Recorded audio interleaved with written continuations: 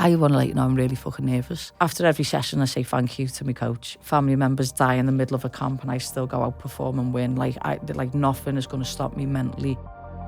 Can you take us through things that you do to prepare to be at your absolute peak on the night? Yeah, absolutely. So firstly, I'll go mentally.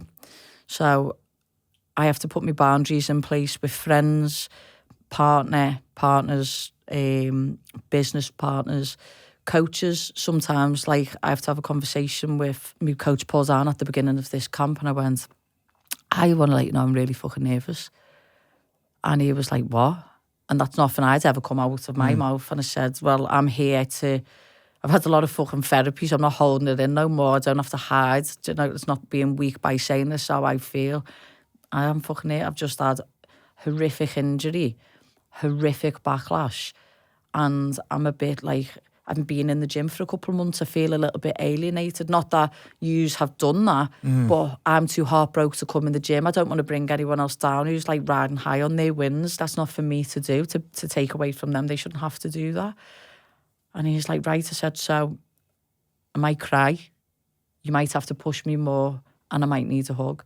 And my team, I've been there 12 years now, like they know. And the more we've carried on with the camp, the more trainings come on and I've got back in, I'm like, fuck, what was I nervous about? Feel like, good. Shut up, Molly. But I have got to communicate, otherwise, if not, become resentful and I could trigger myself or create and ruminating things that aren't even real. Do you know what I mean? Because we can have all of us can just make shit up in our brains and I don't know why we do it. But then I'll get like my physiotherapy and my actual therapist. I'll be like, right, these days I'm going to have you for my body, and every Sunday on my day off, I'm going to have you for my mind.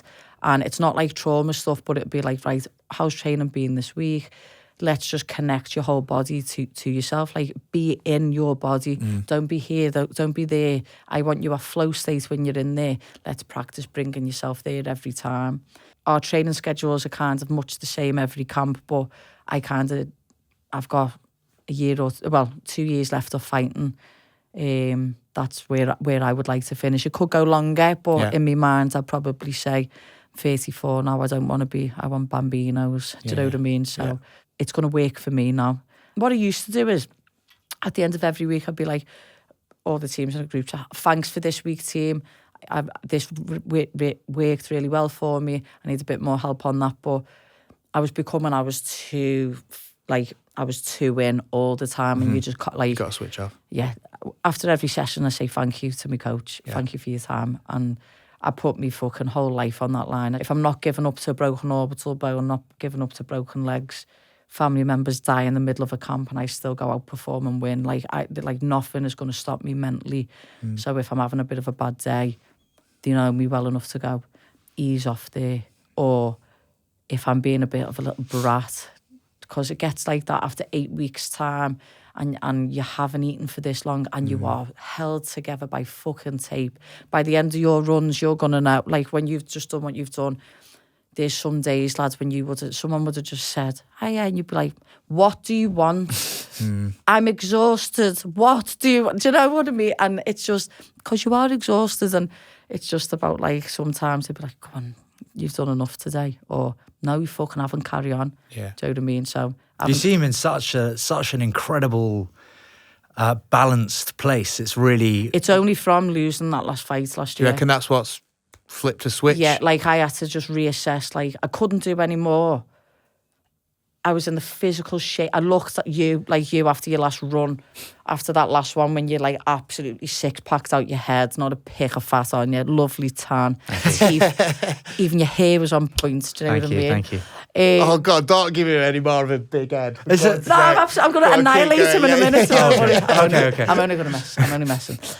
No, but it's like, Paul Rimmer said to me, he's like, I've never seen anyone take it in the fight game like you.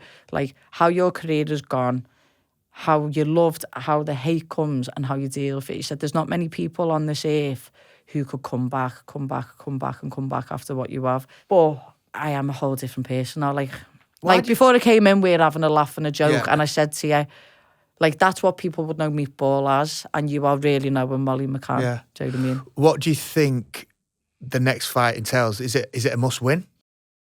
All of the greatest athletes in the world tell us how important sleep and recovery is to being the best version of yourself. And knowing the quality of your sleep is the absolute first step. The sleep data on Whoop, to me, is fantastic. I feel like it's really accurate. And it stands to reason that obviously the higher quality of sleep you get and the longer you sleep for, the better you'll recover. I mean, I have 3 kids, I work pretty hard, and I train really hard. So I just try and make sure that I manage my sleep according to my day that's coming up, according to my training schedule. Whoop breaks down sleep so that removes the guesswork out of the equation. Not only do you get guidance each and every day around how much sleep you need based on your activity that day and what your optimal time to go to bed is, but with Whoop, you get a detailed analysis of the quality of your sleep and what you can do to improve it. If you're not on Whoop, you can go to join.whoop.com/untapped to try Whoop for free for 30 days today. And that is quite the offer. If you're already on Whoop, we're going to set up a community team, so make sure that you keep an eye out for the code that's coming through soon. Do you know, I think I'm past that now because win, lose or draw, I'm kill or be killed. Like, I'm the one who has to look at myself in the mirror every day, and I'm the person who has to put my head on the pillow at night, close my door, and it's just me and what's in here. And you'll know by what you do and the physical places you've had to take yourself, but there is just no fucking way. And I thought I'd be weaker mentally by how low I was after that last fight. Because I've never had pity on myself. And I was just like, I just didn't fucking deserve that. But guess what, Molly? Everyone's got a fucking sad story. Get fucking on with it. Do you know what I mean? And I was like, I was so dreading this week a little bit. Like this week I'd had nightmares. I hadn't slept. I was panicking, thinking, got to kind of relive the moments. And I'm not sure if you have had that or listeners in your life when you get to a point and you do something and it doesn't work out. If you're a chef and you make a shit meal and you get a shit critic, or you release a song and it doesn't go to where you want it in the album charts or whatever, but it's public and you're having to face it, not just to yourself, but to the rest of the world, and they're giving you their 2 pence on it, and you're like, oh, I was really like, yeah, I was worrying a bit about this week, but then I realised no one could walk in these little size 5s and do it like I would do it. So what's the fucking point in worrying about them? How you would be, lad. Why sweat the little stuff? What someone else thinks of you is none of your business. Unless someone's physically in front of me and is going to abuse me. Has that ever happened?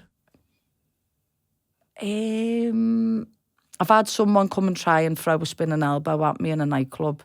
Really? A man? Yeah, it's a really funny story actually. Go on. But I ended up elbowing him and had his tooth in my elbow. So it's like 2 o'clock. Hilarious. No, but it was. No, we're all like, it's 2 in the morning. We're all out we're in this place called Wall of Fame, so it's just live music. It's like the Temple Bars in Dublin. Right. So it's just like good vibes. Yeah.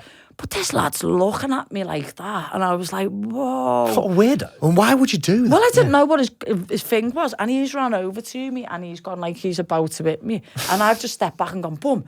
And then he's on the floor. I've looked, his tooth's there, he's there. The doorman have picked him up, ranked him outside, and I've come outside, and he's like getting all at me, and I was like, I don't know you what just you're about. attacked me. I said, I don't know what. And he's like, well, I'm a fan. I was like, I will pay for this to be fixed. But you can't. You're a grown man running at me. Like what? And it happens again. Do you was he just like joking or no? Like, yeah, but how do you know that in a nightclub in the middle of the night when you're on one? Someone runs. And everyone. You've gone up to Molly and gone. You just gone. No, but it wasn't even like. It was like you saw him coming quick. Yeah. Like this guy's going to take me out. So you thought he'd just give him a good hammering quickly? Well, that just proves to anybody thinking muscle of maybe saying to Molly, sorry, it's just there. The reflex. Yeah. Do you know, like if someone pats me on the back, I'm like, whoa. Yeah. Next the time mean we streets bump of into each Liverpool, other, guys. I'm not going to do any sudden movements. No. Just a southern movement. Yes. Hello. Nice Hello. to meet you.